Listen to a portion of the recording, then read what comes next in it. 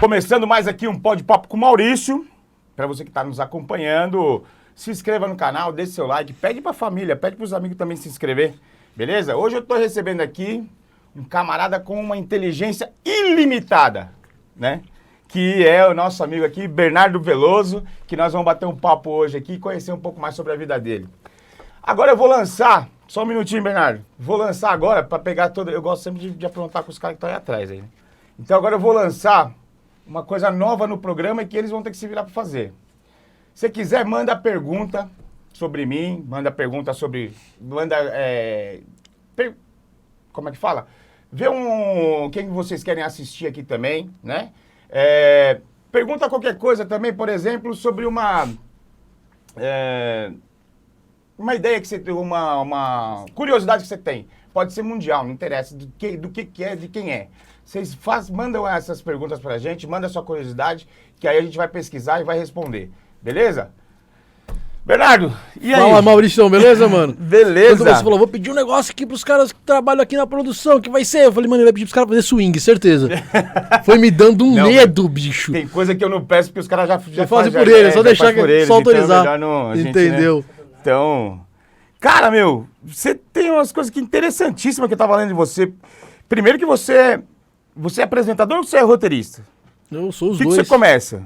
Qual que é roteirista, comediante, apresentador, produtor na Rádio 97.7, Energia 97. Exatamente. Energia 97.7. Exatamente. O que mais tem aí? Começou fazendo stand-up em 2007. Tá defasado, sou repórter também. Repórter também? Repórter de campo, também, repórter de externa. Repórter. Tá defasado disso aí, tem um monte de coisa que a gente faz.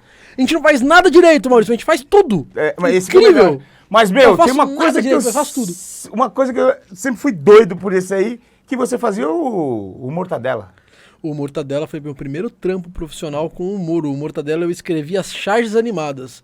Na época do Mortadela eu era um operário, eu trabalhava como ajudante geral numa empresa e eu era mecânico de máquina.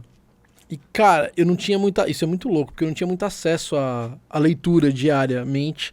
Meu trampo era um trampo braçal, né? Ou de mecânico de máquina. E aí quando eu vou parar no Mortadela, eu sou arregaçado quando eu chego lá, porque eu não escrevia direito, tinha erro de concordância, erro de... Sabe, uns puta erro grotesco, assim, não que eu ainda não tenha. Mas que agora os caras deixam passar batida, né? Exato. Agora sou eu que leio no palco. Eu escrevo o que eu vou fazer no palco, então dane-se. Não, na rádio, quando eu entrei na rádio eu tava mais...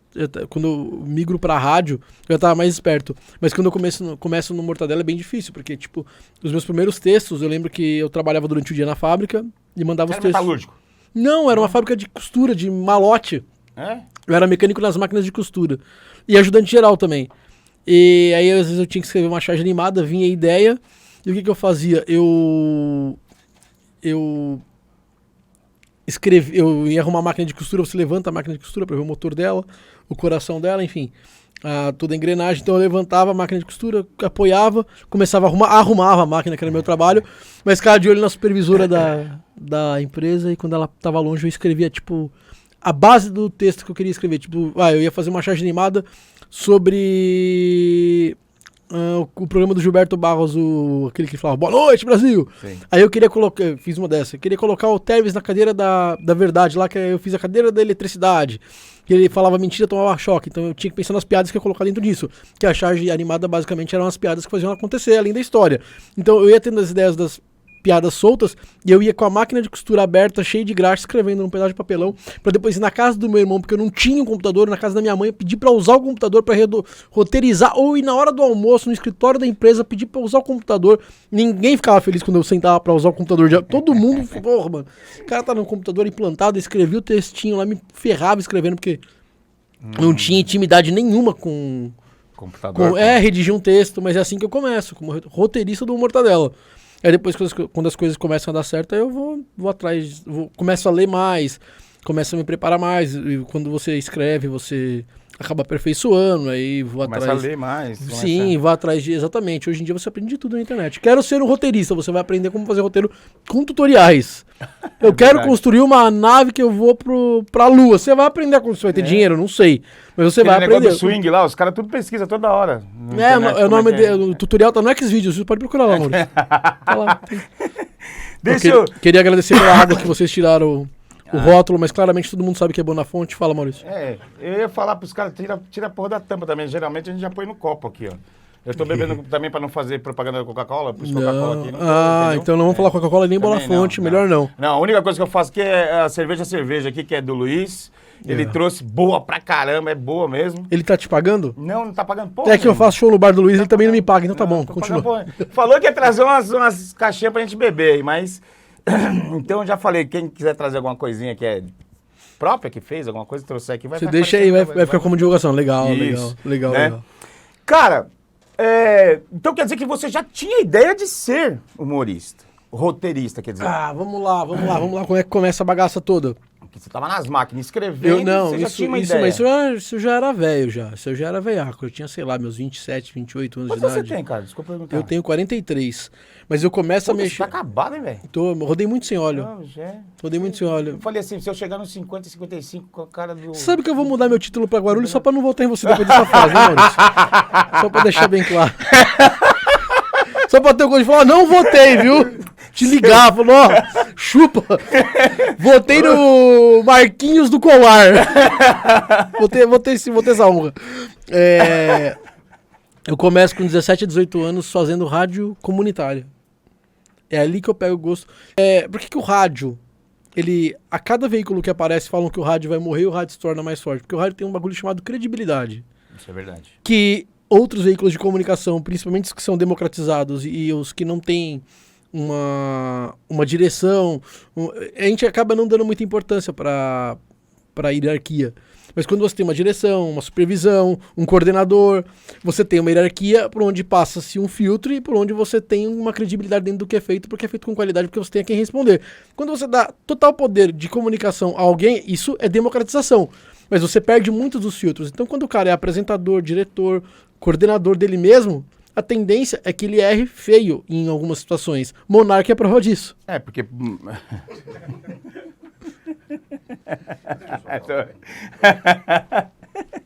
Não, é isso, não, caramba. Não entendo. Se o Monark tivesse um diretor, um coordenador, ele tinha errado como ele errou? Tivesse alguém que... Ele era o sócio do bagulho? Não.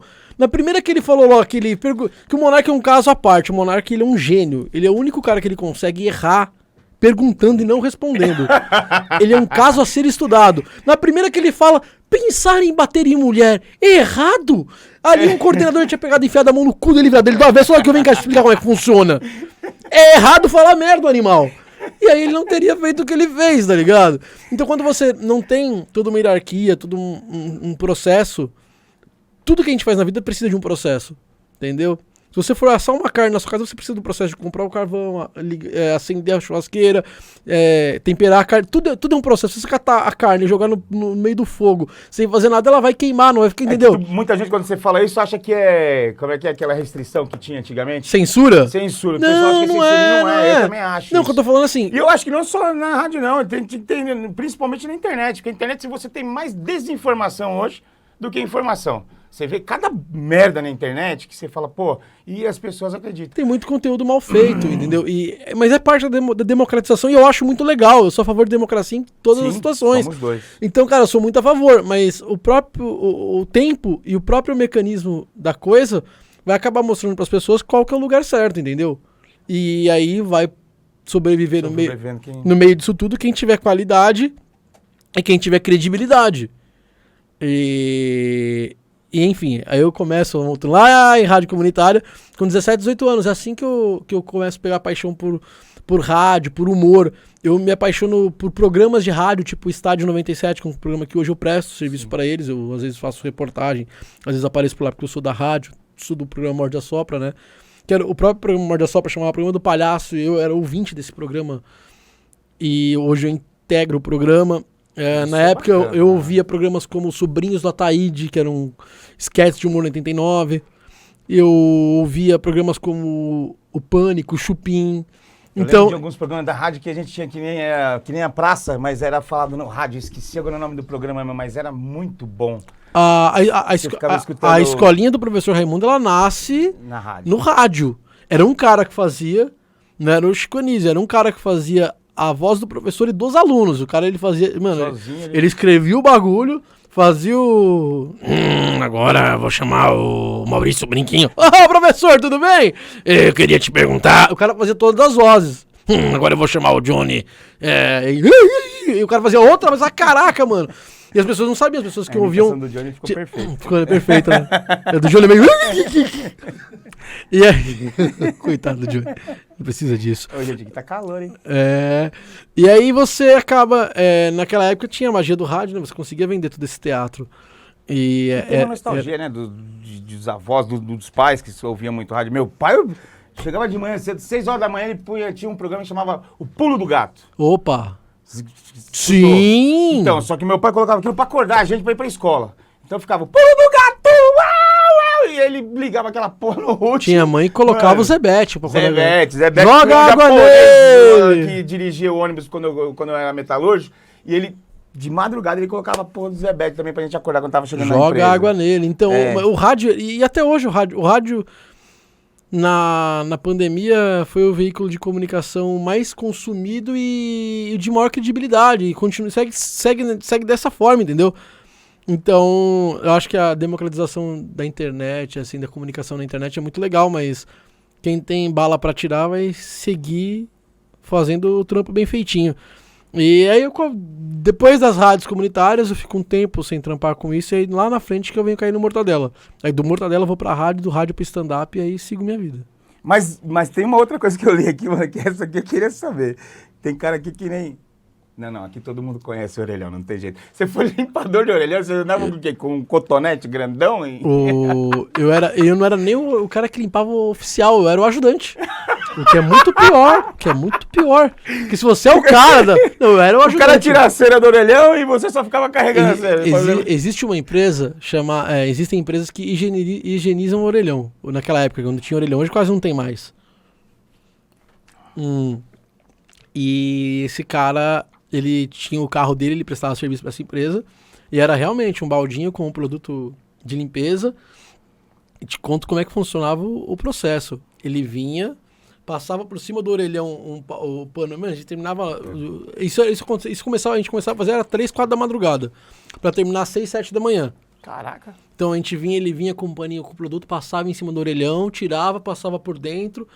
Aí vinha alguém com um pano úmido e passava, e um terceiro vinha com seco e limpava tudo. E esse era o processo. Aí ia lá, colocava adesivo de higienizado da empresa, data do dia. Então tinha que ir, enquanto ia pros orelhões, ia preenchendo a data do dia. E tinha uma quantidade de orelhão que tinha que... Tinha uma quantidade por bairro. A gente fazia alguns bairros mais próximos do centro e centro. Esses orelhões de cabine que tinha ali perto da Amaral Gurgel, a galera usava crack ali. E, a gente entrava depois da galera usar crack pra higienizar. Era incrível. Era sensacional. Tinha que tirar os negócios das primas que elas colocavam de divulgação. Era bem complexo, mas, cara, a gente fazia o trampo. Era uma forma de ganhar um dinheirinho. Não, a grana, ganhar um dinheiro, ganhar uma grana. Eu não sabia que existisse, não. Ganhar uma grana. Na verdade, eu não sabia. Hoje não existe mais, porque hoje não existe mais orelhão. Então hoje acho que nem tem mais essa empresa que faz isso. O cara não higieniza nem o próprio celular, às vezes. Exatamente. Então acho que hoje não deve existir. Mas teve alguma história engraçada numa madrugada? Você já falou que tava com o pessoal usando crack e tudo? Então não, história engraçada não, mas a rádio que eu trabalho hoje, a Energia 97, o programa Energia na Véia, na época o Silvio apresentava um programa chamado Dançando no Trânsito, que ele colocava o ouvinte no ar, muito parecido com o que ele faz hoje na Energia na Véia, e a gente entrava quando a gente entrava pra higienizar o orelhão, acontecia também de encontrar cartão que a galera esquecia. Cartão com os créditos lá. Crédito aí. E a gente trampava com som alto, né? Os caras que trampavam comigo, tanto o Zé Luiz quanto o Landão. O Zé Luiz era o dono da empresa. O Landão ajudava e eu também ajudava. Os dois eram DJs. São até hoje. DJ Landão e os DJs Zé Luiz. Os dois são DJs de flashback. Já era de flashback naquela época. Então a gente ia ouvindo esse programa de rádio que hoje é lá da rádio que eu trabalho, e a gente entrava no ar. Ele me atendia como Bernardo Veloso Cotonete, o Zé Luiz como Zé Cotonete, que a gente falava, o que você faz da vida? A gente nem por orelhão. Então, isso acontecia na época, tá ligado? Outro dia eu brinquei com o Silvio Ribeiro, falei, pô, você lembra disso? Ele, caramba, puta, eram vocês. Isso aí era a gente, cara. A gente era no ar, você zoava a gente, ó, de cotonete. Caramba. Deixa eu ver aqui. Mano, esse cara vai perguntar isso aqui, não vou perguntar não, que você levou um meião usado de futebol no podcast. Da inteligência limitada? Não é do Vilela? Ele pede pra levar alguma coisa. Ele não tava com um saco de escolher alguma coisa. Ainda bem que você não levou a cueca do Não acho que o Vilela, ele vale menos do que eu levei. Levei um meião de futebol usado. Pô, fala assim, pô. De repente um dia ele pode querer vir aqui, ele vai falar, não vou porque Porque o Bernardo falou eu besteira. concordei com alguma coisa, às vezes não, às vezes eu... Eu posso falar e você pode discordar também, é uma possibilidade, Maurício. Então. Mas eu levei pro Vilela um meião usado. Cara, a gente vê na televisão, o pessoal, você faz hoje programa de rádio. futebol, né? De rádio. Não, o Morde a Sopra é entretenimento, é entrevista, é uma Você tá revista. fazendo mais ele do que o É o que eu faço. estádio. É o que eu faço. O estádio de futebol eu faço às vezes. Quando é necessário, eu apareço por lá. Faço a produção do estádio ainda, com alguns quadros, tipo placar do estádio 97, algumas coisas do tipo. Mas o meu cantinho mesmo da 97, na Energia 97, é o Morde a Sopra. É o Morde a Sopra. Não, que eu ia falar sobre esse negócio de futebol, porque assim, eu sou corintiano, né? E pelo visto, como você é uma gente boa pra cacete assim, você deve ser corintiano também. Então, Eu sou corintiano também. Mas você chega na televisão, geralmente o pessoal não quer falar o próprio time. Lá é aberto, todo mundo. Tirando com o Neto, que o Neto é foda, né? Lá foi pioneiro, né? Enquanto ninguém falava, eu tô te ferrando muito o cara da câmera ou não? Quando eu vou, eu volto, não. O cara da câmera parece um Harry Potter velho. Pode crer, mano. Vai dar tudo certo, cara. Tá fudido. O Estádio 97, quando ele acontece no rádio, é com essa proposta, né? Todo mundo era jornalista, todo mundo queria omitir o time para poder falar de todos os times sem ter rabo preso ou ligação com, sabe, ou julgamento pelo time que torce. O Estádio 97 vem com essa proposta. No Estádio 97, um cara, acho que é jornalista formado, que é o Ademir Quintino. Acho que só ele. Porque outro dia a gente até brincou disso no programa. Eu tava fazendo, nos dias que eu fiz o programa, ele falou que eu sou o único jornalista formado e a gente se encheu o saco dele o programa inteiro com isso. E o Ademir já é nova formação do estádio. O estádio, primeira formação, só ouvinte torcedor. Essa era a proposta. Por isso que é aberto. E é o estádio que abre essa porta para o inferno, onde todo mundo começa a revelar times. Que o cara que trabalhava com isso tinha vergonha há um tempo atrás. O estádio hoje já tem 22 anos, acho que 22, ou 23, sei lá. A pandemia fez a gente se perder em conta, né? Mas, putz, o estádio, ele mudou isso.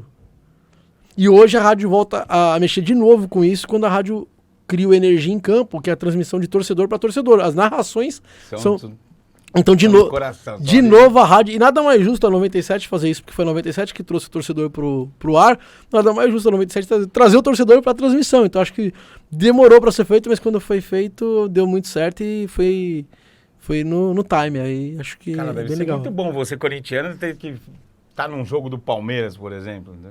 Eu cheguei a fazer muita coisa no jogo do Palmeiras, São Paulo. Já teve algum problema, alguma piada que você fez, alguma coisa ruim que os torcedores vieram? O estádio 97 tem meio que essa... Pode ser que um dia eu queime a língua pelo que eu tô falando, hein? Pode ser que amanhã dê muito errado em algum momento, mas o estádio 97 tem essa meio que essa licença, né? Que como é um programa que se zoa, mas se zoa e não tem violência, não tem agressão... Então você leva isso pro ouvinte. Então o cara sabe que, eu sou palmeirense, eu sou corintiano, eu tô lá no estádio do Palmeiras, eu sou palmeirense, no estádio do Corinthians, eu sou São Paulo, tipo, independente do time que eu torço, onde quer que eu esteja, cara, é a zoeira e não é a treta, tá ligado? Então o ouvinte do estádio ele tem essa consciência. Com todos, né? Exatamente. Meu medo é alguém que ouve falar, corintiano no gambá, e aí alguém que não ouve, que é torcedor, que é xiita, que é kamikaze, que é malucão, que, mano, eu mato e morro pelo meu time, esse cara ouvia e tem um problema. Aí sim, o ouvinte do estádio, possibilidade zero. É mesmo? Bacana. Eu não acredito que isso possa acontecer com o estádio. E com humor, normalmente? Com stand-up, alguma coisa? Você já fez alguma brincadeira? Alguém quis vir pra cima de você? Brigou? Você falou da namorada do cara que era bonita? Alguma coisa? Não, O cara falou, eu já... Ou você falou alguma coisa que o cara descobriu que era verdade? Não, depois? eu já... Uma vez num show... A mina, num bar ao vivo, que é um bar bem clássico de comédia em São Paulo, que fechou, inclusive. O bar ao vivo, uma vez eu tava no palco e eu fui abrir o show, casa lotada. Casa pequena, tinha umas 80, 90 pessoas, mas, tipo, 90 pessoas lá viravam um caldeirão. Eu comecei o show e eu fui brincar com um japonês e a namorada e um casal de amigos que estavam na primeira mesa. E aí eu brinquei e eu vi que o japonês não curtiu muito. E aí eu lembro que eu soltei a frase... sabe quando você tá conversando? Falou, você é pau no cu também, japonês. Essa foi a frase solta, mas não tipo, você é um pau no cu. Tipo, sabe quando você fala, você é um pau no cu, hein? Mas no meio... E aí eu vi que ele não gostou, eu mudei. Falei, opa, fui pra outro casal, porque a gente tem essa sensibilidade. Eu fui, só que ele ficou muito emburrado. E o cara que veio, aí entrou eu fiz a abertura do show, chamei um comediante, na sequência subiu um outro, eu vim depois pra depois chamar o cara que ia fechar.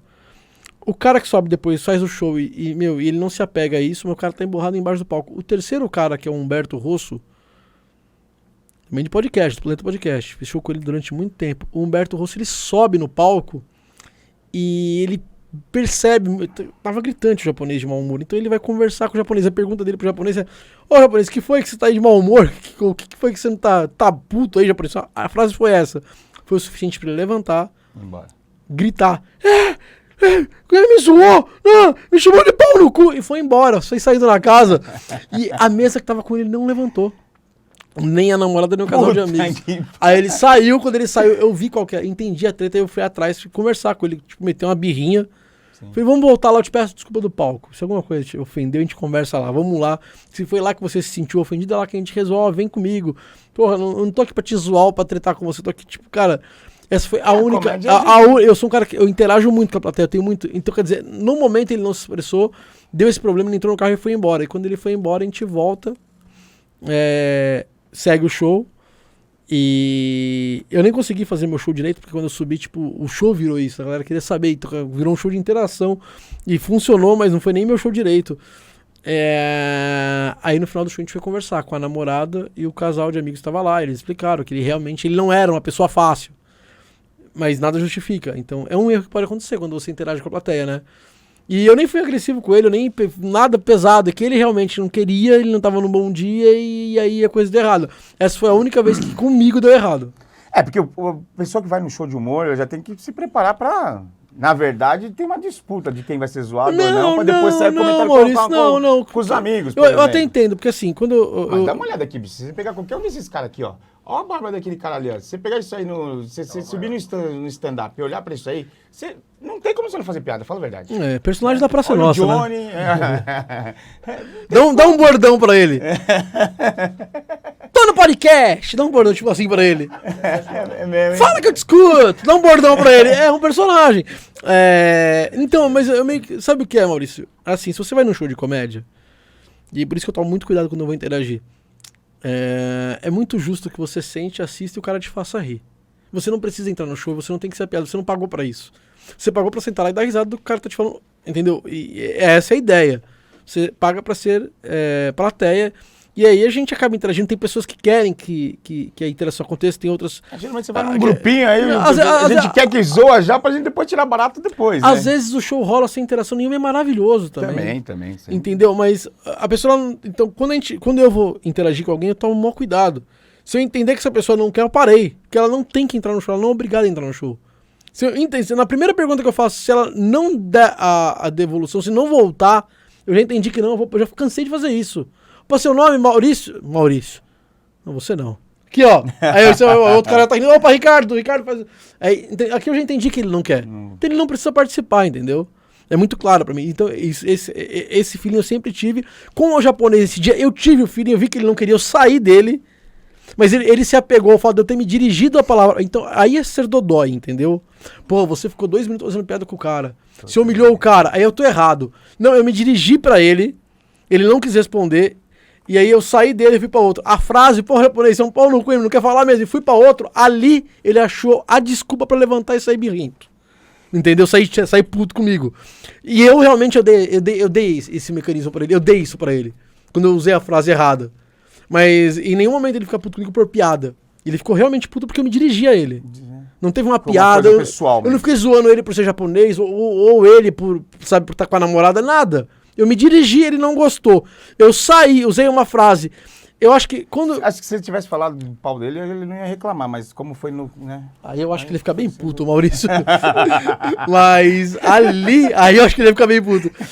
Mas ali, eu acho que o que deixa ele puto é o fato de eu ter me dirigido a ele não querer. Aí quando eu saio, que eu paro a interação, eu vou pra outro lugar. E aí eu acho que é isso. Isso aí também é um feeling meu muito de quem tá no palco, fazendo muito percepção. E eu acho que como ele fica puto quando eu vou interagir, ele não quer e eu saio, eu acho que ele percebe a frustração na mesa dele. Tipo, as pessoas, caralho, meu. Me e tanto é que ele levanta e vai embora, a galera não vai. Tipo, a galera, tipo, mano, que babaca, saca? Você, tipo, tá puto que o cara veio falar. Porque eu não tive nem chance de fazer piada ou não. Então, quer dizer, eu acho que isso deixou ele frustrado. E eu não acho ainda que ele tava errado. Ele não tem que participar do show, ele não precisa participar, ele não tem que falar. Eu ainda acho que ele tem a razão dele, entendeu? Dentro de todo esse contexto, eu ainda acho que ele tem a razão dele ter levantado, ter ido embora puto. Só que eu acho que assim, ele foi caçando argumentos pra poder fazer isso. Ah, ele usou um termo, puta, pau no cu, me xingou, não xinguei. Quem tava ali percebeu. Sim. Eu usei como um termo. Mas ele pegou esse termo, ele pegou a hora que um outro comediante... Pô, você... Aí é um risco que você corre. Se você paga pra assistir um show de comédia, você senta na primeira mesa e você tá puto e você fecha a cara... Tem 100 pessoas indo, só você com cara de velório, aí você tá correndo sérios riscos. Vai pro canto, não fica dando sopa. Não espera o comediante te perguntar o que tá acontecendo, entendeu? Porque aí você também é o chato da noite. Vamos convenhamos. Tem 100 pessoas indo, você não, o problema é contigo. É verdade. Então ali, verdade. no momento que sobe o Humberto e vai interagir com ele, ele tá puto que ele sai, ele é o cara que tem 100 pessoas indo e ele tá ali puto na primeira mesa. Você vai chamar a atenção do comediante, entendeu? É E de novo, o Humberto não teve nem chance de fazer piada com ele. O Humberto perguntou, por que já você tá puto, japonês? Já deu a merda, entendeu? Tipo, ele saiu de casa pra isso. Já tava com alguma coisa. Pré-disposição, brigado, entendeu? Mas essa foi a única vez que eu tive problema. Você falou agora disso aí e eu vou até antecipar uma pergunta que geralmente eu faço aqui. Você acha que existe, então, um limite para humor? Não. Não existe limite pro humor. Tudo pode virar piada. O problema é quem tá do outro lado, é quem recebe, entendeu? Tudo pode virar piada. Acho que o problema é quem recebe. No caso do japonês, ele era quem tava recebendo, então ele não queria, então ali pra ele não pode. Que a outra pessoa que eu vim interagir do lado depois dele aceitou. Então o limite ele criou. Tá porque nele. tem umas coisas, por exemplo, se a gente, hoje em dia... Aquele limite que ele estipulou não existiu pro cara do lado. Sim, entendi. Entendeu? Mas, por exemplo, hoje tem as regras, como é que é, o politicamente correto e tal, que ia acabar, por exemplo, com o Renato Aragão, que ia acabar com os trapalhões em si, né? Existe uma regrinha. Mas Existe uma regra básica que eu tento usar muito e espero que eu nunca me perca nela porque pode me sair caro. Exemplo, hoje existem assuntos delicados. Por exemplo, delicados têm que ser delicados mesmo. Os mais delicados, do meu ponto de vista, racismo e nazismo. São as duas manchas mais horríveis da história da humanidade. São as duas manchas de sangue mais horríveis da história da humanidade. Tanto o racismo quanto o nazismo. Então, se você for fazer piada com isso, que ela seja realmente engraçada e que em nenhum momento você bata no negro ou no judeu, entendeu? Se você fizer uma piada onde você tá usando o racismo como base, mas você mostra que o racista dentro dessa piada, ele é o idiota, entendeu? Por ser racista, você entregou uma piada sobre racismo. Boa. E você conscientizou quem tá ouvindo. Ponto. Saca? Então, quer dizer, não existe um limite pro humor. Agora, se você, em pleno 2022, você faz uma piada sobre racismo, sobre a escravidão, e você inferioriza o negro, então você é burro. Não é um limite do humor. Saca? Porque o mundo tá bem escancarado como tem que ser, entendeu? Mas também, às vezes, as pessoas também entendem... É difícil, né? Entendem errado? Muito. Você vê... quando eu assisti Os Trapalhões, eu nem pensava que eles estavam falando do nordestino, ou tava falando que o Dedé parecia gay, ou tava falando do... Ou não, o Dedé não, o Zacarias. Mas acho que na verdade... do próprio Mussum, e o Mussum fazia aquilo que uma maravilha. Mas eu acho que nos Trapalhões era o Dedé mesmo que eles chamavam de gay, que o Didi dava a entender. Não era nem o Zacarias. O Zacarias sempre rolou uma história do... O Dedé que ele falava, sempre rolou muito questionamento quanto à sexualidade do Zacarias. Mas quem era chamado de gay pelo Didi, se eu não me engano, pode ser que eu esteja errado, me corrijam. Assim. Era o Dedé. Mas, e era um mecanismo do feio que queria zoar o bonito, porque o Dedé era o galã do grupo. É, isso mesmo. Então esse é o primeiro mecanismo de um cara que do grupo. Primeiro mecanismo do cara que é feio, que quer zoar... Eu, como feio, eu tô no meu lugar de fala. Quer zoar alguém que é bonito, você fala, sei não, hein, muito bonito. Porque você, tipo, cara, é claramente inveja do cara que é bonito. Você quer, tipo, jogar pro universo que ele é gay pra você, tipo... Mas não! Então, nesse ponto, onde eram realmente piadas racistas era do Didi com o Mussum. Mas naquele mundo, naquela época, as pessoas aceitavam, entendeu? Não, mas acho que parece que hoje em dia também tem algumas coisas que... Não, olha, eu sou totalmente contra racismo, nazismo, então nem não, se fala continue nisso, monarca, vai tranquilo. Não, eu sou... Mas o que eu digo assim, que... Tem horas e locais, né? O mundo muda. Eu posso te falar o que eu acho, Maurício? O mundo muda. Foi o que eu disse. Não é que existe um limite, você não pode fazer piada com os negros. Eu acho que, inclusive, você deve. Porque isso é inclusão. Eles já foram excluídos o suficiente, entendeu? Assim como os gays. Eu acho que você deve fazer piadas. Contanto que em nenhum momento você bata do jeito errado. Isso, pelo menos, meu ponto de vista. Tô falando que isso é uma regra e os comediantes têm que seguir elas, entendeu? Não, mas há uma entendeu?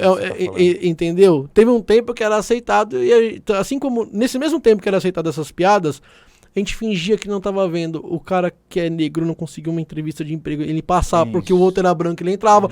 A gente fingia que o mundo não catava um gay, que era gay, mas não era declarado, mas ele tinha os trejeitos de gay. Todo mundo sabia que a gente fingia que as pessoas não estavam, tipo, claramente jogando essa pessoa à margem da sociedade. O mundo mudou. Sim, então, como o mundo mudou, tudo no mundo mudou. Então, se tudo no mundo mudou, o humor também vai mudar. Então, você tem que saber o que você está fazendo. Então, presta muita atenção, entendeu? Os negros, os judeus, eles sabem o que eles passaram.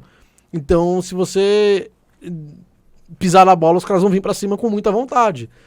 Então, eu penso assim, cara. Eu como comediante, eu preciso fazer piadas sobre negros? Nem negro eu sou. Não é nem meu lugar de fala. Assim como hoje é muito falado sobre isso. Aí, como é que foi o cara lá, o que falou que se colocou como negro agora? A ACM Neto. Né? Se o ACM Neto é negro, você também pode ser. Isso é uma grande piada. Isso é uma grande piada. Aí sim, aí entendi. Entendeu? Isso é uma grande piada. Entendeu? Se é um comediante que faz isso, puta, vá, bicho. Tá fé, Pega o comediante que, tipo, nossa, os caras acabam. O político pode. Quem? Se é o Léo Lins, os caras acabam com o Léo Lins. Cara, eu acho o Léo Lins fantástico, entendeu? O Di também. De Lopes. Porque assim, também tem uma coisa. Que você vê claramente, né? Quando os caras fazem algumas piadas, tem alguém na plateia que dá aquela entortada no nariz. Mas, pô, você sabe que o cara vai falar daquilo. Você tá indo lá, é porque você vai ouvir aquilo. Né? Exatamente. Acho que são dos dois lados, né? O lado também que tá recebendo também precisa ter um pouco de... Eu acho que o que eu penso sobre as lutas, as causas importantes, entendeu? Eu penso muito nisso. Quando você tem uma causa que é importante, a causa dos gays que lutam por direitos iguais e por não serem discriminados, eu acho que é uma luta importante. Boa. Só que, no momento que eles começam a levantar uma bandeira onde eles têm que mudar o pronome, o jeito de se escrever, ou mudar a língua portuguesa, do jeito que isso é entregue, e você acaba, em partes, atrapalhando a luta. Entendeu? É uma forma de... Isso, entendeu? Porque quando você, tipo, faz a tempestade dentro de um copo d'água, algo desnecessário, agora tem que ser meninos e não menino e menina. Cara, aí eu acho que você começou a cagar dentro de uma luta que é importante. Entendeu? Existem coisas maiores que têm que ser conquistadas dentro do que eles precisam. Entendeu? Então você tá, tipo, claramente tumultuando algo que é de seu interesse se você tá lutando por isso e você tá muito engajado na causa. Entendeu? Eu penso muito nisso. Então, caramba, vamos brigar pelo que realmente é o foco do que você precisa dentro do que você... Se você tá dentro de uma minoria, foca no que é importante, briga por isso, na hora certa, não briga na hora errada, tá ligado? E pra não... A minoria tem que se transformar em força, né? E não pode... Exato, você não tem que em momento nenhum descredibilizar, tipo, a sua própria luta. Então eu penso muito nisso, entendeu? E as minorias hoje não são tão minorias. Minorias hoje estão sendo maiorias, né? A própria causa contra o racismo, mano, eu não vejo, cara, eles dando tiro fora d'água. Quando eles vão pra cima de alguma coisa, porque realmente erraram. Não, isso é verdade. Você não vê, tipo, Eu tenho dois ativistas que trabalham comigo lá, o Jonadab e a Luísa, eles cara, pegam... Pra você ver, a gente conseguiu acabar com uma coisa, eu sou motorista de ônibus. E o cara que fica no fundo do busão, você acabou com isso? Ixi, Ela sai daí. Não pode ficar mais ninguém no fundo do ônibus. Você passa na lombada. Só você passar na lombada que você acaba com esse cara. Na carga que a gente fala. Ele voa.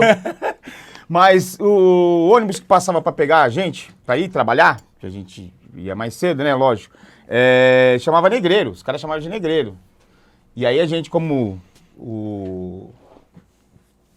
fez o possível para tirar isso das empresas para conversar. Não põe mais negreiro, porque vinha escrito. É que se você pega um cara que não sabe, se você pega um cara que não sabe nada sobre escravidão, Um cara não e você vai- explica isso pro cara, o cara vai falar pra você, por quê? Não pode, só porque falou negreiro? É mimimi. E aí começa a merda, entendeu? Que o cara realmente não tem embasamento histórico nenhum, ele não sabe o que ele tá falando, e aí ele quer argumentar que isso é mimimi. Que hoje é o grande argumento de quem tá do outro lado. Isso é mimimi. Às Não, vezes ele mesmo é ofendido e ele não percebe que ele é ofendido, né? Porque os trabalhadores estavam dentro do ônibus, pô, então já estava colocado que os trabalhadores eram escravos. Por isso estão dando negreiro, independente de branco ou negro, porque estavam todos ali dentro. Mas tivemos que ir para a justiça para tirar esse nome. Entendeu? Existe um contexto histórico. Por isso que eu falei que geralmente cara, os pretos eles não dão tiro na água, eles não dão chute fora, porque eles conhecem muito a história deles. Eles sabem o que eles estão argumentando, saca? Então, quando tipo, eles entram numa briga por alguma coisa errada, eles vêm realmente certeiros. E também, cara, isso serve também pros judeus. Foi o que eu falei, que eu reitero, cara. São duas das feridas mais fodas que a gente tem na humanidade aí, que o homem cagou feio, tá ligado? E então tem que se tomar muito cuidado quando você vai fazer qualquer coisa referente a essas duas situações, inclusive piadas. Então, cara, presta atenção. Eu não tô dizendo que você não deve fazer, ou deve fazer. Então, presta atenção no que você tá fazendo. Esse é o lugar de fala.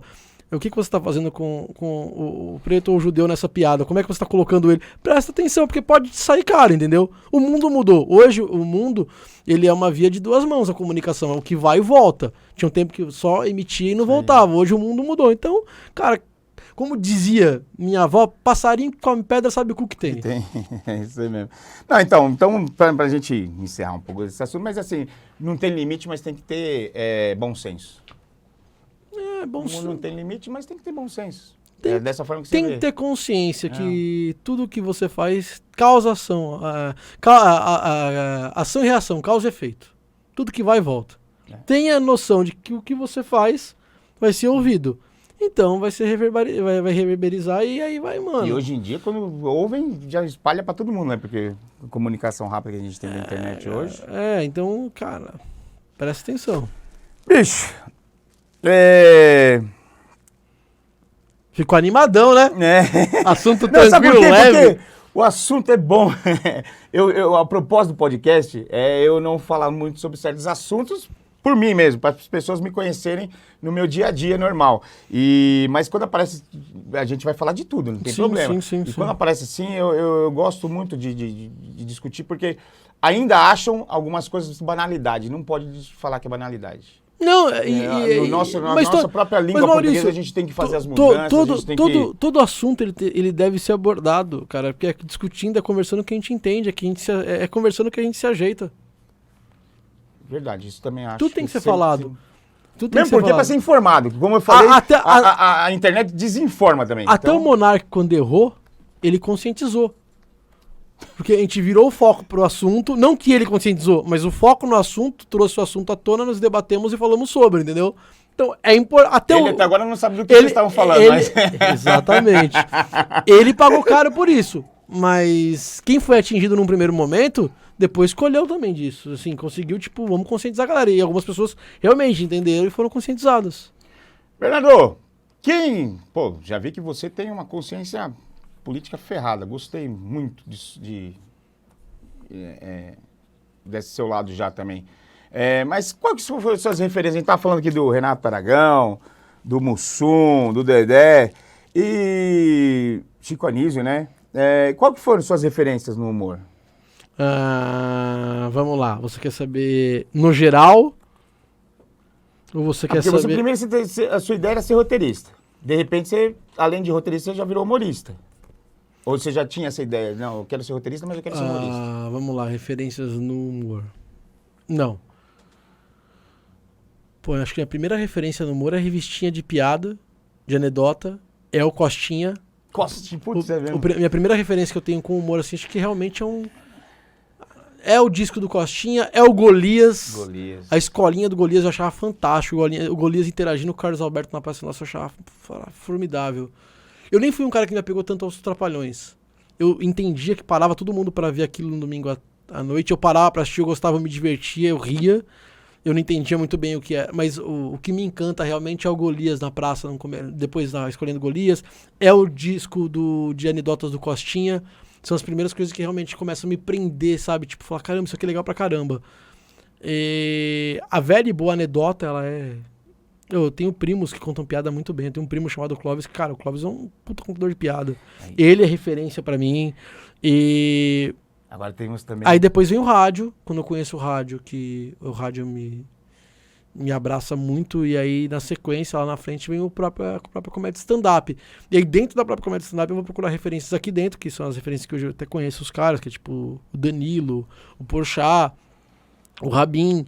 E aí eu vou lá fora buscar outras referências dentro da comédia stand-up, que é o Ricky Gervais, o Chris Rock, Anthony Jeselnik, e aí por aí vai. Você vê de limite, você tá falando a piada que o Chris Rock fez no Oscar. Com a mulher do Will Smith.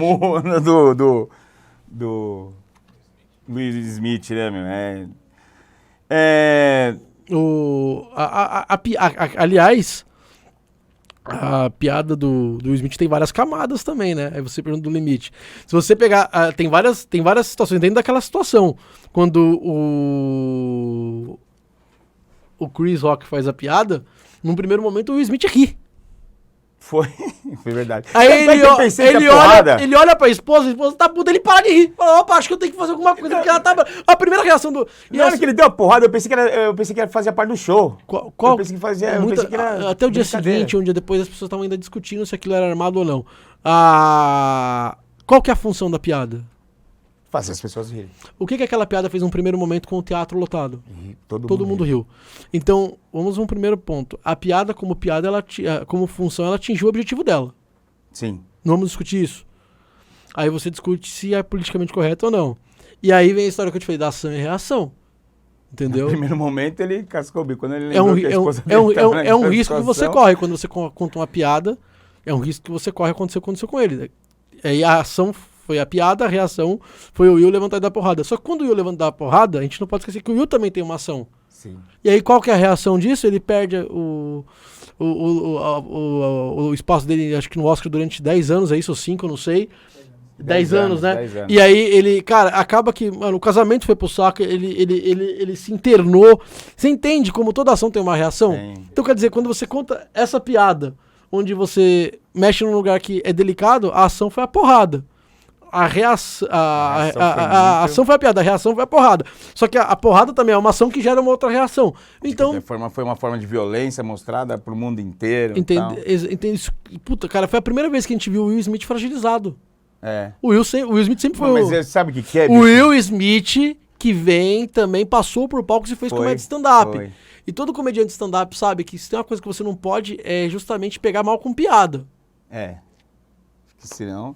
Mas acho que aí naquela hora ele falou assim, quando ele viu a mulher dele puta da vida, ele falou, mano, eu vou me sofrer tanto em casa que eu vou dar uma porrada no Chris Rock, dane-se. É melhor eu sofrer com o mundo do que sofrer em casa. Porque senão... O casamento dele já vinha fragilizado pelas declarações, por tudo que a gente lia e ouvia sobre. Talvez naquele momento o Will Smith não tenha levantado pra dar uma porrada pela piada. Foi pra se mostrar forte pra ela e, sabe, e tentar salvar uma situação que já tava indo pro saco.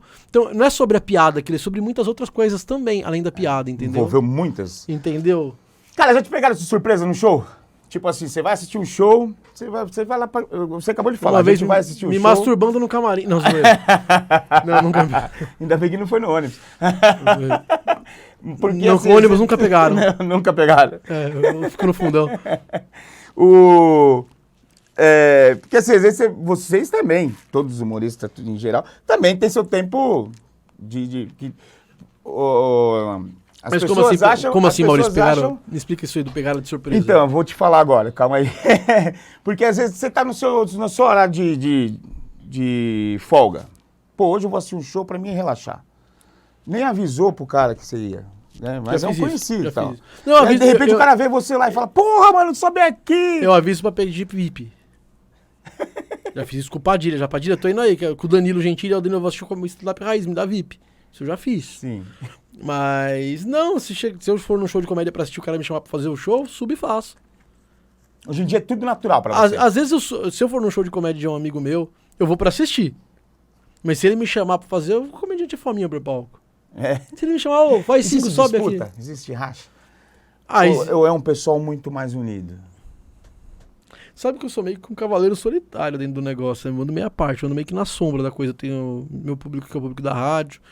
Então eu não me você- alimento de stand-up, então eu não frequento muito o meio. Então eu não sei realmente responder isso. Eu vejo muito comediante se ajudando, entendeu? Mas eu não sei te responder isso porque eu não vivo o meio. Eu sou porque amigo a gente dos vê hoje caras, os caras morando junto, os caras eu sou amigo, já não moram mais. Já não moram mais, porque... Mas eu sou amigo dos caras e eu não sei, cara. Não percebo que exista rivalidade. Eu percebo um ajudando o outro. Os grupos, os shows, os convidados.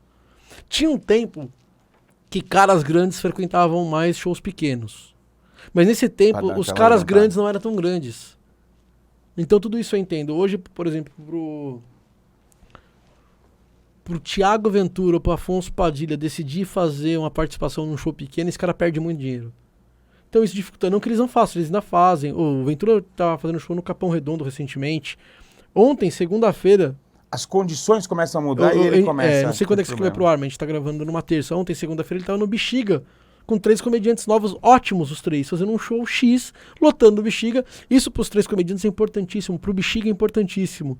Só que numa segunda-feira eu acredito que não, mas se o Ventura faz isso numa quinta, ele perde muita grana. Então, e assim, o comediante deve ter isso na cabeça dele, cara, até onde eu vou ganhar esse dinheiro?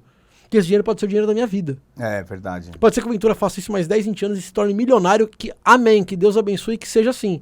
Mas pode ser que amanhã a coisa mude, ele não seja mais o Thiago Ventura que é hoje, comece a entrar num arco onde ele já não tá tanto, já não tá mais em ascensão, já não gera mais tanto dinheiro. Então o dinheiro que ele ganha agora é muito importante talvez pra vida dele. Então é difícil julgar, saca? Mas eu vejo que dentro do que eles podem, os grandes ajudam sim a galera que é mais, tá começando.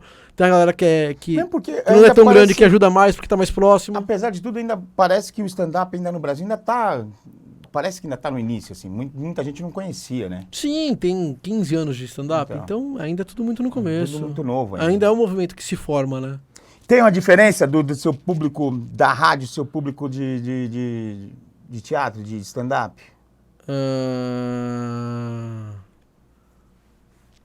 Tem, cara. Do meu, se diz o meu? É, falando de você. O meu tem. Porque você pu- atua em várias áreas, então... O público que vai pro stand-up teatro é o cara que é fã do Ventura, do Thiago, do Quatro Amigos, do Ventura, do Thiago, do Ventura, do Padilha, do Quatro Amigos, do Rabin, que esses caras estão muito em alta, né? Então essa galera, tipo, é o público do stand-up. O meu público é um público de rádio. Então eu sou um cara que com toda a humildade do mundo, eu tenho uma certa importância dentro do movimento. Por quê? Porque eu não sou um cara que eu tô... não que Vive só do stand-up? Não, só aparece no eu não sou um stand-up, cara que eu só- tô... Que eu utilizo o público do stand-up. Não que essas pessoas que façam isso não sejam importantes. Esse meio tem que existir, ele tem que ser alimentado para que ele continue. Então, quer dizer, as pessoas que vivem desse meio, elas são importantes. Tipo, exemplo, o Padilha, o Ventura, eles mano, levam milhares de pessoas para show todo mês. Eles são importantes, mas pessoas como o Nil Agra, que não tá tão famoso quanto esses caras, o André Sante, mas eles vivem desse público desses caras. E eles são importantes existirem porque, como eles já têm uma relevância, eles conseguem fazer esse público vir pro show deles também, o meio continua sendo alimentado e continua acontecendo. Então, todos são importantes. No meu caso, porque eu acredito na importância que eu tenho pra comédia stand-up hoje no cenário? Porque eu faço um programa de rádio onde eu consigo, do rádio, arrebatar pessoas que não frequentam shows de comédia. Então quando eu tiro esse cara que ele não frequenta show de comédia, eu levo ele pra assistir meu show, ele sai de lá satisfeito, e isso eu ouço constantemente. Pô, tem que começar a frequentar, eu não frequentava, eu nunca tinha ido. Esse cara vai ir parar no Padilha, vai...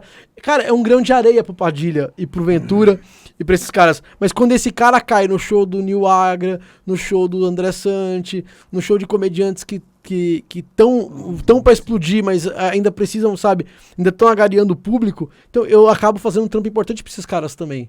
Assim como eles fazem pra mim, porque as pessoas sabem o que é stand-up, sabem que existe, talvez nunca frequentaram, mas ouvem na rádio, falam, eu quero ir então. E aí tem a primeira oportunidade comigo. Então eu sou um captador. Eu tô fora da bolha de stand-up, trazendo pessoas pra dentro da bolha de stand-up. Então eu tenho muito orgulho do que eu faço. E a influência acaba E sendo bem maior. a diferença do meu público pra esse público deles é diferente. Existe. Porque o meu público muitas vezes vai num show de stand-up sem realmente saber o que é a comédia stand-up. Tipo, De repente vai que nem o japonês, não sabe que porra que era aquela e acabou ficando puto. E vou pelo vídeo, vou pelo que eu vi falar, vi uma vez na televisão. Não, diferente do público deles, que é um público que, como frequenta, roda outros shows, essa galera Já vai esperando, sabe exatamente o que tá acontecendo. Tipo, um público que já é de stand-up. Então, meu público é realmente diferente do público deles. Público bom. que é um programa de humor numa rádio que vende entretenimento muito bem feitinho. Então, quer dizer, como essa galera, ela sai de um programa de humor, de rádio, de uma rádio que vende entretenimento, essa galera é uma galera muito boa pra rir. Então tem comediantes que abrem shows, tipo, grandes, e abrem os meus shows, que amam abrir meu show, porque falam que o público é bom. Bacana, É um público diferente, é um público ótimo. E você já teve história de ouvinte, por exemplo, que você levou pro stand-up? Como assim? Você, na história de ouvinte, eu acho que meio, mas é história do dia a dia, né? O cara fez alguma coisa na sua frente na hora que você foi entrevistar, ou você foi falar com alguém? Tem muito e o cara absurdo. fez e aí você falou, pô, isso eu vou transformar em piada. Não sei se eu já transformei em piada Nem pra o orelhão show. que você limpava já virou piada essa porra, né? Não, nunca fiz no show. Não? Nunca falei disso Não? em show. Não, nunca usei isso em show. Nunca usei. Mas sim, mexer com a plateia, o cara me dá alguma história que, tipo, vai virar piada durante o show constantemente. Às vezes você pergunta A pro cara, o cara responde B. Só que esse B, tipo, é muito... O que o cara quer falar. É. O cara tá ali na cadeira assistindo O cara tá querendo te pegar. O cara tá aqui, tipo, meu caramba, eu tô obrigado com a minha mina, mas eu vi no show. Tô obrigado com a minha mina, mas eu vi no show. Aí você, tipo, vai puxar papo pro cara. Falou, e aí, Maurício, beleza? Pô, cara, já veio no show de comédia stand-up? Ele... primeira vez, mas estou obrigado com a minha mina. Cara, ninguém esperava essa resposta. A plateia vem abaixo e você tem um puta material pra fazer piada, tá ligado? Aí você brinca com isso durante uma parte do show, se você vê que ele tá apto a isso e a mina também. Entendeu? Então isso acontece. Tipo, você perguntar A, o cara responder B, isso, tipo... Isso ajuda muito. Acontece. Não tem... Eu fiz essa pergunta do dia até pro Luiz. E as piadas hoje, elas são registradas, por exemplo? Não. Piada sua... Não, acho que ninguém registra. Eu ouço histórias, ouço histórias, hein? Eu não tenho certeza. Mas eu lembro que diziam no começo que o Rafinha registrava as piadas dele. Eu não sei se isso é verdade, teria que perguntar pro próprio Rafinha. Mas hoje em dia, uma forma de registrar a piada é você internet, gravar. É sua. Se você postou primeiro, mas tem quem ouça a piada, vai lá, grava e posta. Só que o próprio meio da comédia, ele é muito ético nesse ponto. O cara até rouba a piada do outro, mas os comediantes vão acabar com ele. Vão tirar ele de escanteio, vão tipo... porque, por exemplo, você vira do Costinha. O Costinha tinha um monte de piada que a gente já tinha escutado de um monte de outras pessoas, mas quando ele falava era diferente. Mas é uma outra proposta, Maurício. O Costinha, o Ari, eles eram contadores de anedotas. Todos sabiam que as anedotas deles poderiam ser... Era de qualquer um. Populares, domínio público. Né? São anedotas. O comediante de stand-up, quando você se propõe a fazer, eu sou um comediante de stand-up, suba no palco e faça com texto autoral. Senão, os comediantes vão te aniquilar. Os caras vão fechar a porta, não vão querer contato com você. Porque a piada é o meu material de trabalho. Se você vai carpir um terreno, o seu material de trabalho é uma enxada. Se eu vou lá e pego a sua enxada, como é que é o nome disso? Roubo. É exatamente o que você faz com a piada. É a minha enxada. Se você vai lá e pega e usa, você tá me roubando. E aí o meio não aceita. É difícil realmente a gente ver dois comediantes falando da mesma piada. Falando a mesma piada, não do mesmo assunto. Não, o mesmo assunto é direto, Cara, você foi fazer stand-up no Japão pra corintiano. 2012. Eu falei com o... Não, como é que é o Danilo. Falei com o Danilo. Qual Danilo? Aqui. Qual Danilo? Danilo do Corinthians. Zidanilo. O Zidanilo. Falei com o Zidanilo aqui e ele falou que o pessoal lá é muito apaixonado pelo futebol, né? Então eu nem achava que isso era verdade. Pra mim, japonês não curtia tanto futebol, era mais beisebol, era outra coisa. E ele falou que é muito apaixonado. E aí você foi lá fazer no Japão pra corintiano. E por que pra corintiano? Porque a Energia 97, ela fez uma promoção para levar um ouvinte por uma empresa de viagens pro Mundial. E essa empresa levou 2.000 corintianos. Eles tinham um hotel cheio de pessoas precisando entreter essas pessoas. Foi eu e o Fernandinho Beatbox. Foi o Fernandinho fazer música e eu fazer o show.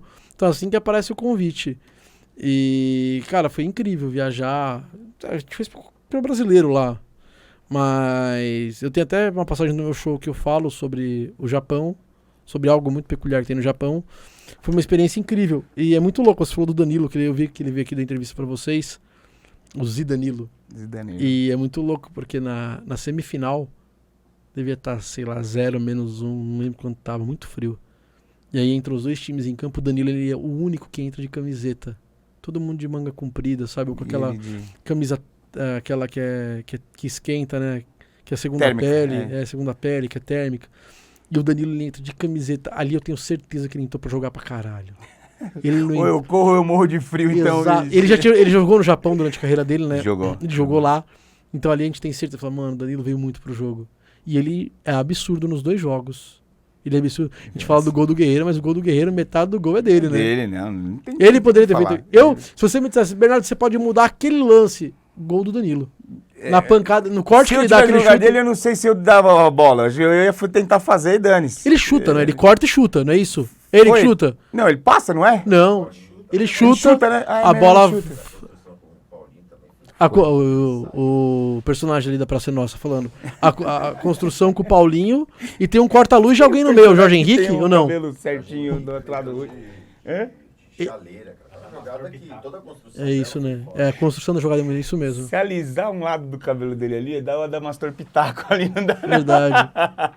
É. Ele é uma mistura, se você entender, pra quem tá assistindo não tá podendo ver, mas a gente pode muito claramente explicar o que é. A gente pode mostrar, pegar a gente falou muito de comédia.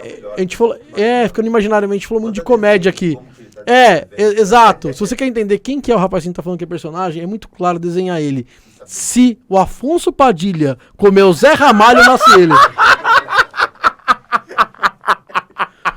Então ficou fácil agora. Ou o contrário. Também. Vai dar. Agora você vai ser reconhecido em qualquer lugar.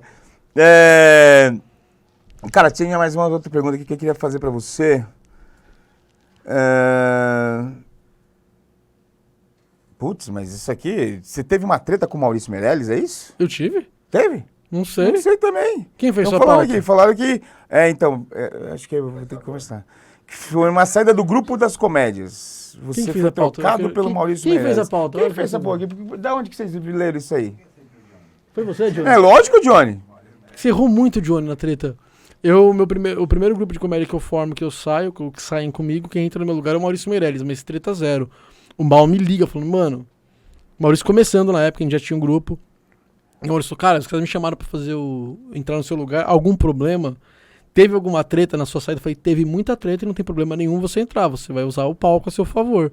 Então com o Maurício, nenhuma. Eu tive treta com o grupo inteiro, menos com o Maurício. Ah, então é isso. Treta com... Viu, Johnny? Pô, depois... Treta com o Aramis, é com o Dé? o Márcio Raif, Felipe Ramache e Rogério Morgado. Com eles eu tive... A minha treta é com o Morgado. Mas, pô, também já colocaram isso no Pânico, lá no Morde a Sopra, já falaram disso, meu. Nem existe mais treta, né? Mas a gente nem se esbarra mais na vida e o Morgado. Tinha uma hora aqui também, né? É. No passado, exatamente. Tudo, né? Mas a treta é essa. Com o Maurício, nenhuma. Você tá com um projeto novo. A Vida Como Ela Erra. Caraca, da hora. E ela tem uma homenagem muito, muito especial pra você. Você dá pra contar um pouco pra nós aqui? O show A Vida Como Ela Erra vai pra 3 anos. Foi gravado no Hilários SP, o especial eu vou postar no YouTube, tá pra subir isso aí, hein? Há uma possibilidade, inclusive, desse especial subir antes do podcast. Pode ser que você que esteja assistindo agora já esteja lá postado no meu canal A Vida Como Ela Erra, o show. Tá vendo aí? Você precisa acelerar essa pra sair, bicho. Como eu não sei quando vai subir esse aqui, o meu especial tá pra subir, tá em fase de final de edição. Os caras nossos sabem. Um show onde eu já fazia ele há 3 anos. Há 1 ano e meio eu perdi minha esposa pra Covid. A minha esposa era parte do show em piadas e acaba que o show hoje ele é um show em memória a ela, sim. Falo muito dela no show e acabo falando da perda também depois que aconteceu. Não tem como subir no palco, fazer piada sobre ela e não falar da perda. Então, em partes, é um show que, sim. Você fala da perda... Você estava casado já há 20 anos, né? Tava casada há 17, junto a 20. Junto a 20. Junto a 20. Eu perdi também a minha esposa, também com 34 anos. Foi na época do Covid, mas não foi pelo Covid. Foi bem no finalzinho agora. Quanto tempo faz, Maurício? Vai fazer 1 ano agora. Caramba, cara, você é viúvo também. Temos isso em comum? Temos isso em comum. Você tem filhos? Com ela não tinha, mas eu tenho 4 filhos e ela tinha 1, né? É que eu já venho de outros casamentos também, né? Sou motorista de ônibus. Você perdeu ela como? Ela ficou doente, ela estava muito debilitada, que ela fez aquela cirurgia bariátrica. Sim. E ela não se alimentava direito, ela estava muito debilitada e ela ficou doente, foi para o hospital, acabou uma gripe e virou Ela tá com a imunidade muito baixa. Muito baixa, e aí ela teve água no pulmão, mas foi assim, ela chegou em casa, chegou no hospital, de manhã cedo ela já estava morta. Então foi... Eu perdi minha esposa de um domingo pra uma terça pro domingo. Eu corro com ela... a gente fica com a Covid de 1 para 2 semanas. Aí quando eu fico muito ruim no começo, quando ela fica ruim, eu levo ela pro hospital. E aí, entre internar e perdê-la, na intubação eu perco ela. Quando vai entubar, ela infarta na intubação, eles ainda reanimam, ela volta da primeira vez, da segunda não volta. Também, parada cardíaca também. E ela passou pelo Covid também, a Edilene. Ela, na verdade, a primeira vez que a gente pegou o Covid foi por causa dela. Ela apareceu com Covid, a gente não sabe de onde, mas tava se cuidando, tudo. Mas, de repente, ela não sentiu nada, cara, nada.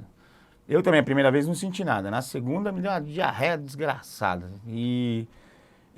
Mas na primeira não sentiu nada. E depois, essa época, ela tava com a imunidade muito baixa mesmo. A gente tava Tá casada há quanto tempo, Maurício? Hã? Casada há quanto tempo? Entre conhecer e casado, 12 anos com ela. Caralho. Então, eu entendo que você passa aqui, não é muito fácil, Eu tive 20 anos de um casamento sem treta. Aí, porque o meu era um casamento... Cara, Quase não tinha treta. não Mas tinha. é uma pessoa que faz muita falta, assim, a alegria dela. Mas eu falo disso no meu show. Eu falo disso no meu show. Vá no show. Tá bom, é lógico. Vai lá, pega sexta-feira e vai. Você vai entender o que eu tô falando. Porra, cara, que bacana te conhecer, Bernardo, pessoalmente, né? Você tem um jeito diferente. Não sei se você permite falar, mas quando vem aqui o pessoal já na questão da piada, todo mundo já espera piada, né? Você não, você aborda todos os outros. É questão do rádio mesmo, né? É repórter, Sei, né? acho que jornalista. É a questão do chato que Vivência, quer falar né? um pouco de tudo. Deve ser isso. Não sei se é o rádio, não, porque sei. o chato que fala de tudo não sabe do que fala. Você tem ciência do que você está falando, você sabe o que você Eu fala. gosto de conversar. Acho que o que diferencia a gente de um animal irracional é o poder do diálogo. Eu adoro conversar, adoro ouvir, adoro entender, adoro falar o que eu penso. Gosto muito mesmo. Me divirto fazendo. Porra, Sou feliz fazendo. Eu vou conversar com você aqui no seu podcast com a mesma empolgação que eu converso na hora da rádio, com a mesma empolgação que eu converso num churrasco de amigos, com a mesma empolgação que eu vou conversar com um ouvinte que me aborda no metrô. É o mesmo interesse, é a mesma forma, é o mesmo tesão em conversar. E como é que foi, agora, já que a gente já falou, como é que foi, né, quando aconteceu? Porque você tem filho com ela. 2 filhos, tem a Bianca hoje com 15 e o Matheus com 8. Cara, foi uma porrada em todos os sentidos. Não tinha, assim, a gente tinha uma vida muito foda juntos, se dava muito bem. E a família sempre foi a base, sempre foi o respeito e amor. Então, quando aconteceu, a gente se fechou muito os 3 e foi muito importante. O Matheus, é quem eu sinto que... Não que ele sofra mais que a Bianca, mas ele vai... Sentiu de uma forma diferente. Não é nem que sentiu diferente. É que a Bianca teve mais tempo com ela. O Matheus lá na frente, e isso vai vir lá na frente. Que ele teve ela até os 7 anos, a Bianca teve até os 14. Então, isso eu sei que vai ser lá na frente, vai pesar mais pro Matheus nesse ponto. Sei lá, também pra Bianca vai pesar a saudade, porque ela vai ter mais lembrança do que ele. Não dá pra mensurar. Eu sei que eu tive que pegar boa parte da minha dor e colocar numa sacolinha, fechar e falar, não, eu tenho que voltar a seguir, eu tenho que tocar minha vida, porque eu vivo de humor. Se eu entrar numa depressão, se eu não consigo fazer o meu ofício, eu não sustento meus filhos, que dependem de mim. Quando aconteceu, eu entendi muito fácil uma coisa, que meus filhos tinham perdido o máximo que eles poderiam perder. Eles estavam no limite, eles não poderiam perder o pai também. Então ali eu me proponho, porque eu já falei disso, eu uso sempre a mesma analogia, por mais chato que pareça, quem me acompanha vai falar, puta, mas ele falou do mesmo jeito em outros lugares. Mas é uma analogia muito fácil que eu costumo usar, eu acho que é muito importante nesse tipo de situação. Quando acontece algo do tipo, é um monstro que se cria. Perdi alguém. Opa, criou-se um monstro. Exatamente o quanto você alimentar esse monstro vai fazer com que ele tome o tamanho que vai te fazer com que você consiga vencê-lo ou com que ele te engula. Então aí você decide. Você vai alimentar esse monstro? Você vai fazer um culto à perda da pessoa que você teve e vai fazer com que isso se torne maior que você, e aí você vai se perdendo dentro da história? É uma opção sua. Eu não tenho como julgar quem faz, quem não faz. Eu entendi que se eu alimentasse esse monstro, ele iria me engolir. Então, o que eu fiz? Eu não joguei para debaixo do tapete, eu não agi como se nada tivesse acontecido, mas eu também não fui fazendo um culto a morte dela ou a perda dela, ou fiquei lamentando e culpando o universo ou questionando Deus pelo que aconteceu. Eu, primeiro, agradeci muito a Deus por ter tido ela por 20 anos. Algumas pessoas passam a vida sem ter um relacionamento como eu tive o presente de ter isso por 20 anos. A maioria das pessoas que eu conheço, Maurício, passam a vida sem ter um relacionamento que eu tive. A maioria. É verdade. Eu conheço raras pessoas que são felizes com alguém e falam, puta que pariu, eu sou feliz realmente durante... Então, eu já tive um puta presente. Primeiro ponto. Segundo, eu fiz o meu melhor e ela também. A gente foi muito feliz juntos. Então, não tem conta em aberto. Não tem mágoa. Não tem ressentimento. E ela me deu os 2 maiores presentes da minha vida, que são os meus 2 filhos. Então, cara, eu poderia realmente estar depressivo, reclamando ou entrado num buraco. Eu optei por não, por agradecer o que eu tive e seguir com a minha vida para que eu continue dando para os meus filhos uma estrutura de família, mesmo que hoje sem ela, mas com um pai presente, com um pai que tá ali amando e respeitando e seguindo a nossa família. Foi assim que eu encarei a situação. Cara, obrigado. Porque assim, pra mim a gente tava meio separado e tal, a gente tava com algumas brigas ainda e tal, né? Na verdade a gente tava separado, mas tinha pouco tempo. E pra mim foi meio pesado assim, teve um momento Tinha conta que eu não aberto. sabia... Tinha conta aberto. Entendi. Eu não posso... aí eu fiquei, por eu exemplo, não tô nem julgando o filho eu dela... não tô nem julgando você que tinha conta aberto. Falando que no meu caso, eu tive isso a meu favor, não tinha conta aberto. Não, isso foi bacana. E não era nem que tinha conta aberta, eu achei só que ela... foi uma questão um pouco diferente. Ela meio que estava meio desistindo, dava impressão, não sei se era isso. E ela tinha perdido uma irmã também com 34 anos. Eu fiquei com... O pai e a mãe dela foram piores, né? Porque eles sentem mais. Você que é pai, você Eles eram em sabe. quantos irmãos? Eles eram em 3. Ficou 3 um? irmãos. Ficou um, Irmão ou irmã? só o irmão. Caralho, perdeu A as duas primeira, filhas. Né? Eles são vivos, os dois? Faz um ano. irmão. Não só. digo...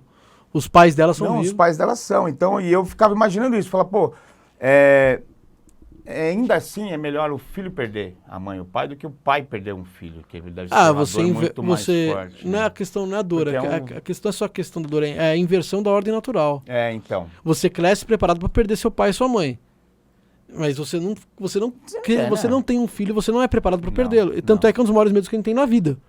Você é pai quando você não levantou da sua cama para ver se seu filho tá respirando. Pô, mas eu tenho filho com 32 anos. Se você passar no quarto e ele estiver dormindo, você vai ver se ele tá respirando. Falar, tá, É isso mesmo, verdade. Então, quer dizer, é a inversão da ordem tem natural. O filho dela que a gente mantém a relação e tal. Quantos anos? O filho dela tá com a mesma idade da Mabli, da minha filha, 20 anos agora. Já é um homem, já. Anos, né? Mas a gente tem toda aquela preocupação. Morava com vocês? Nessa época a gente tava morando em casa separada. Eu tava morando no meu apartamento e ela no dela com o filho dela. Mas ele morou comigo desde os 8 anos de idade também. Então, foi... É uma porrada. Hora que Independente de como é uma porrada. Entendeu, Maurício? Independente de como é uma porrada. Hoje eu levando, assim, tenho grandes... Não virou santo nem nada. Tem hora que eu lembro das coisas que a gente fez de errado também, que aí até, né, a gente fica não tem saudade daquilo. Mas você começa a lembrar de muitas coisas boas também que a gente teve junto e tal. E aí também ajuda, né, meu? Tipo, pô, consegui também ajudar ela em algumas coisas, também fizemos coisas juntos legais também. Mas é uma sensação estranha. Eu acredito muito que o amor constrói. Eu acredito muito nisso. E parte do que vocês construíram era amor. Com então é o que fica, entendeu? Parte da construção. O que foi problema, o que foi vazamento, teve que sanar, não é assim, isso são lembranças que quando você constrói uma casa e ela te dá problema lá na frente com um vazamento ou um problema de eletricidade, não é isso que você vai guardar realmente a construção da casa. Verdade. E o que você vê de bom lá dentro que saudade, sabe? né, cara? Que fica saudade é boa. Né? Exatamente. Infelizmente, exatamente. É só o que a gente tem, mas se a gente tem saudade é porque alguma coisa boa aconteceu. Exatamente. Eu tô namorando hoje. Eu tô namorando. E, cara, eu acredito que o amor constrói, o amor reconstrói. E é assim que é, saca? Se você não viver acreditando nisso, não faz muito sentido. E você tem que continuar a vida de qualquer forma, porque você tem outras pessoas que dependem de você, então... Sim, e eu também dependo de... Eu tenho por mim também, eu também tenho que, saca? Sim, é lógico. Num primeiro momento não, mas num segundo momento não, peraí, por mim também, eu preciso, saca? Eu tenho a bênção da vida, tô aqui, então bora fazer acontecer, saca? E é isso. E no meu caso, me serviu só, assim, eu entendi como aprendizado, eu fui buscar explicação em algumas coisas que eu acredito, que me serviram de base, é Isso isso. é bom no espiritual também, você entender, Sim, você sim, sim, compreender. Já te aproxima também de algumas coisas, né? Sim, Eu tinha algumas coisas que eu também estava um pouco mais afastado e tal. mas cada um tem Mesmo sua religião. Pela idade, O, tudo. o cara que é evangélico, ele tem uma explicação pra isso, ele tem uma crença, o cara que é católico, o cara que é espírita. Eu fui atrás de algo que me ajudou bastante. Falei, não, peraí, acho que isso aqui é plausível, isso aqui faz sentido, entendeu? É isso. É bacana. É coisa que a gente teve que passar, então... Não somos os únicos, Não somos os únicos. a passar por isso, Verdade, entendeu? Não somos os únicos viúvos do mundo. Não. É isso. E infelizmente acontece. É, às vezes também por causa da idade, tudo a gente também fica um pouco mais perplexo, né? Por mais que minha mãe, casada há 56 anos com meu pai. Meu pai faleceu tem 3 anos. Tem 3 anos meu pai faleceu. E pra ela parece que é a mesma coisa. Virou, mexeu, ela... Cadê meu velho? Cadê meu... Né? Seu pai devia estar aqui, seu pai... Então, acho que pra quem foi casado, vai ser... Não interessa a idade, vai ser igual sempre. Mas então, bicho, cara, obrigado mesmo você... A gente vai encerrar assim pra cima assim, mesmo? Assim pra cima mesmo? Animadão? Não, eu acho que... Não é que é... Tô brincando. Não, mas a ideia é boa mesmo. Muita gente depois ficou começando a me colocar de canto, às vezes não queria falar, ou às vezes queria falar, ou às vezes... Eu brinco muito com... Eu sou um cara que faz piada também, às vezes que as pessoas não gostam muito. Então eu brinco muito com a questão da morte dela, mas pra lembrar ela, porque ela também era brincadeira, ela também era brincalhona. Puta, ela era divertida pra cacete, né? Então, virou e mexeu. Outro dia, cara, agora então assim, nós vamos terminar com uma piada.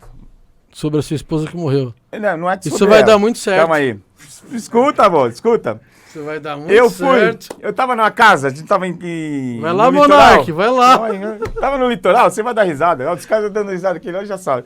Tava no litoral. O Zé Ramalho tá rindo, não, ali. O E Zé aí? Ramalho Padilha não tá rindo muito ali, não. Ele tava no litoral e eu também tô namorando. E aí, ela, de repente, ela levantou e foi no banheiro, no meu quarto. Mas eu senti que tava deitado, eu não vi ela indo no banheiro. Pra mim tinha alguém nas minhas costas. Tava aqui nas minhas costas. Aqui, de repente ela abriu a porta do banheiro. Quando ela abriu, eu assustei porque eu pensei que era minha mãe. Falei, pô mãe, o que a senhora tá fazendo aqui? Aí eu olhei e falei, ué, como que você entrou no banheiro e eu tô sentindo você nas minhas costas? Ela falou, eita, não brinca assim não.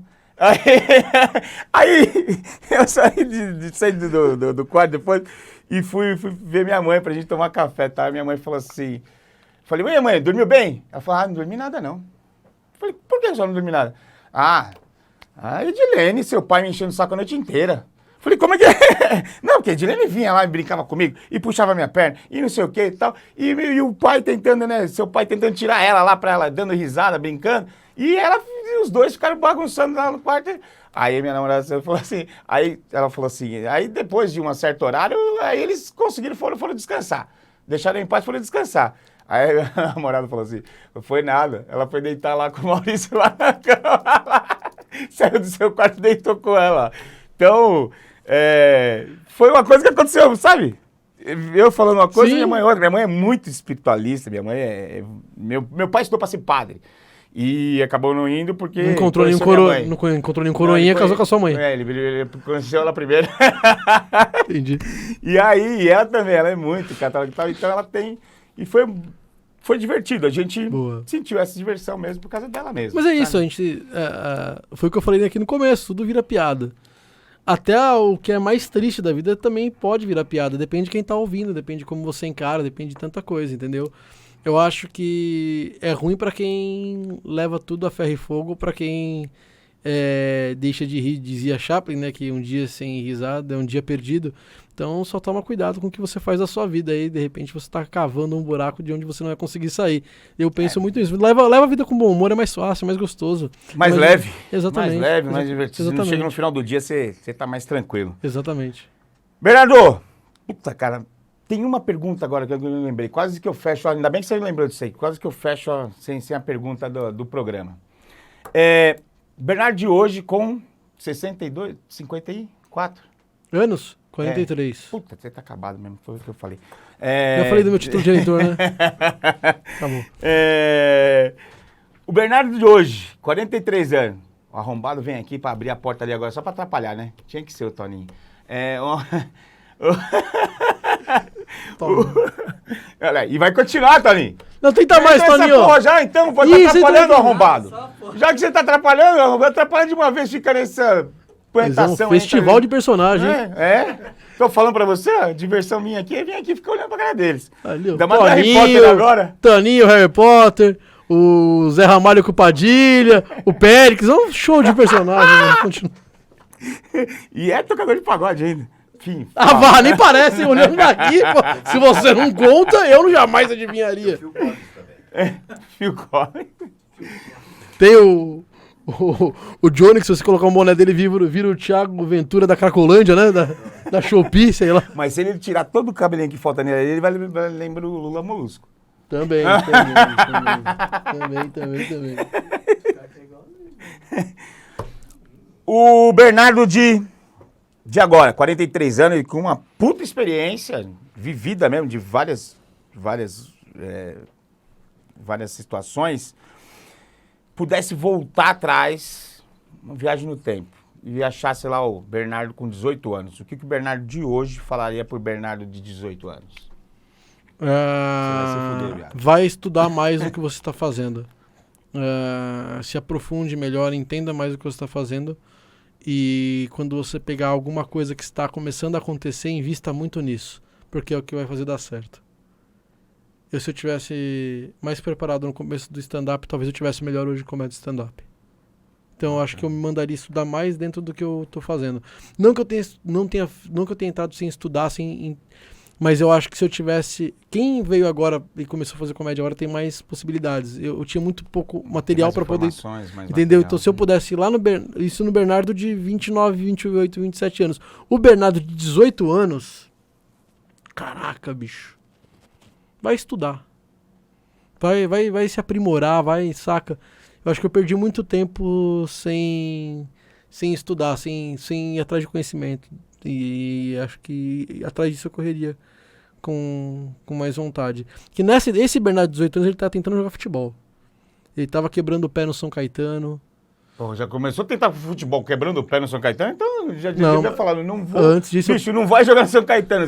Passei por times de Várzea, Palmeiras, passei por alguns lugares, cara. Por que você falou time de Várzea e já falou Palmeiras? É alguma ligação por não ser corintiano? Então, aí eu acho que é uma observação sua, eu não vou entrar nessa não. Eu tô perguntando porque esse corte que a galera do seu canal aqui corta... Bernardo Veloso fala que o Palmeiras é time de Várzea. Eu nem falei, tá ligado? Então eu não vou cair nesse corte. Vocês escutaram? Então já anota aí, porque vocês já vão Não falei nada. Nesse corte eu não caio, não. Até pra entender, eu passei pelo Palmeiras. Avorrai. Ramalho vai falando. Eu só vejo Avorrai. Amor e pai. Amor e pai. Cara, brigadão, mano. Obrigado mesmo por você ter vindo participar aqui com a gente, ter aceitado o nosso convite. Pô, vai enriquecer muito o programa. Eu acho que você ainda acredita muito no podcast. Porque o podcast, você acha que ainda está ainda está em crescimento? Ou ele já você quer que eu te responda a verdade? Eu parei com o meu. Então, você parou por isso mesmo. Você parou com o seu... Parei com o meu porque eu tava fazendo muita coisa na época. Mas eu acho que o podcast é um caminho legal e eu acho que os que... Ainda tem espaço. Acho que tem sim. Tem porque é algo que ainda a galera tá consumindo. Então tem sim, se você fizer bem feito e se der sorte de alguma coisa viralizar, ainda tem... Existem alguns que são muito grandes, que eu acho que, não sei se dá pra chegar ali onde eles chegaram, o tipo Podpah, o próprio Flow, o Ticaracatica, são o Inteligência Limitada. O próprio Planeta Podcast, dos meninos do Humberto e do Varela, acho que, sabe, são podcasts que estão bem. Mas dá pra fazer um trabalho legal com podcast, sim. O meu mesmo, quando eu comecei a fazer o de futebol, torcida podcast, ninguém fazia, hoje tem vários. Eu comecei a fazer, eu fui o primeiro, ninguém teve essa sacada. Nada se cria, tudo se copia. Não, ninguém teve, tipo, tava todo mundo fazendo podcast sobre tudo. Eu falei, não, vou fazer o meu sobre futebol. Não sobre a rodada, sobre a atualidade. Não, eu quero memória afetiva. Então, quer dizer, se você achar o caminho certo, acho que ainda tem espaço, sim. Acredito nisso. Bacana. É uma mistura de rádio com televisão, né? Podcast. Eu acho que o podcast é muito rádio. Isso aqui é rádio. Isso aqui não tem. Acho que a gente joga no YouTube, tem a imagem e é mais YouTube do que TV. Isso aqui é real mesmo, isso aqui é rádio. O próprio rádio hoje tá no YouTube. É verdade. Isso aqui é rádio, isso aqui é rádio. É rádio sem música. É rádio sem música, é rádio sem trilha, é rádio a seco. É macarrão alho e óleo, né? Um macarrão à bolonhesa. Rádio macarrão à bolonhesa. Isso aqui é rádio, cara. É uma forma de fazer rádio. Assim como a rádio comunitária também é rádio. Assim como o PX é uma forma de rádio, um rádio amador, é rádio. Eu não vejo isso aqui de outra forma. Eu não vejo isso aqui como um programa de TV. Cara, bacana mesmo. Obrigado, Bernardo, por participar aqui com a gente e ter recebido o nosso convite, ter atendido tão rápido assim, sabe? Dando essa força pra gente também e pra gente conhecer um pouco mais de você. Você que está nos acompanhando aí nas redes sociais, se inscreva no canal. Se inscreve, senão a gente fica... Tem que se inscrever, se inscreve mesmo, né? Se os caras não inscreverem no canal, daqui a pouco a gente não consegue mais fazer o podcast. Então, cada vez se inscrevam mais e também assistam aqui os seus que você faz. Não, assiste meu não. Tô brincando, tá lá no YouTube o meu podcast, tá como Torcida Podcast, ainda tá lá, o canal existe, tem várias entrevistas legais, você que gosta de futebol, você que é ouvinte do Estádio 97, tem a galera do Estádio 97, tem alguns comediantes que passaram por lá, o Di Lopes, o Donato, o próprio Rogério Vilela, que é de podcast, ele passou por lá também, então é bem legal. Me ouçam no Morde a Sopra das 10 ao meio-dia na Rádio Energia 97 FM ou no próprio canal do Morde a Sopra no YouTube. Eventualmente apareço às vezes no Estádio 97 e vai ao meu show. Você que tá aí, vai ao meu show. Isso é muito importante de pedir. Tô toda sexta-feira no mesmo local há 4 anos. Era grupo, virou meu show solo. Eu tô lá no Beverly Comedy, a primeira casa de comédia deste Brasil de meu Deus. Eu tô lá toda sexta-feira. Então vai lá me assistir, me dá essa moral. O nome do show é A Vida Como Ela É. E você tá por aqui? Vai no meu canal no YouTube, não do Torcida Podcast, no canal Bernardo Veloso. E vai lá dar uma espiada, porque de repente, quando você vem assistir esse podcast, nesse momento o meu especial de comédia Vida Como Ela É já tá no ar. Então você vai lá e assiste o especial também. E aí, provavelmente, nesse momento eu já vou estar fazendo criando um outro show e fazendo um outro show quando você for me assistir lá no Beverly. Então, só vem que vai ser legal. Valeu, muito obrigado. Tchau. Forte abraço. Agradeço vocês todos, que Deus os abençoe. A caneca do convidado? E até sim, a caneca. Não só a caneca, você leva a cerveja também. A do Luiz eu não quero. Não, do Luiz não. Do Luiz a gente vai... Mas a cerveja é sua e a caneca é sua. Boa. Beleza? Valeu. Valeu, gente. Obrigado.